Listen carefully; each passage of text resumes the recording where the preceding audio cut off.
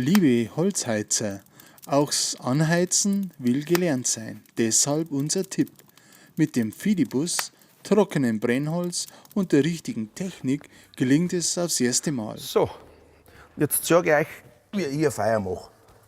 Ich lege 2 Scheidel ein, nehme einen Fidibus, den breche ich einmal ab, weil alles braucht man nicht. Da kann man zweimal auch Feuer machen damit.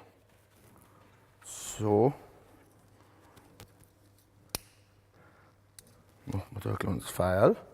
Der brennende Fidibus kann mit ruhigem Gewissen auf die vorhandene Asche abgelegt werden.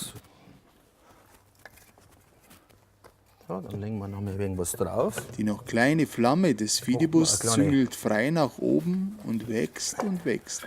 Das Holz muss schon trocken sein. So, dann kann das da schön anbrennen. Dann legen wir noch mal einen drauf.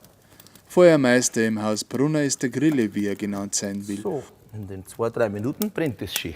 Und er hat schon viele tausend Holzfeuer entfacht und er weiß am besten, was er tun muss, um sich die Feuergeister wohlgesonnen zu stimmen. So jedenfalls funktioniert es auch.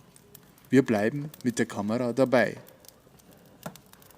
Das Feuer ist nicht mehr aufzuhalten.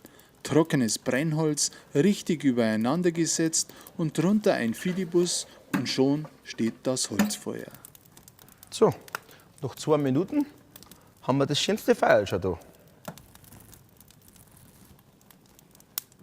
Das sind unsere Fidibus. Da sind 18 Stück drin.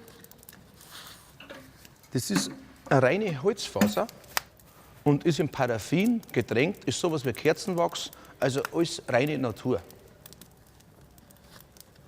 Fidibusse gibt es in verschiedenen Packungsgrößen, auch bei Brennholz.com und auch in einer schönen Blechdose. Viel Spaß am gemütlichen Holzfeuer.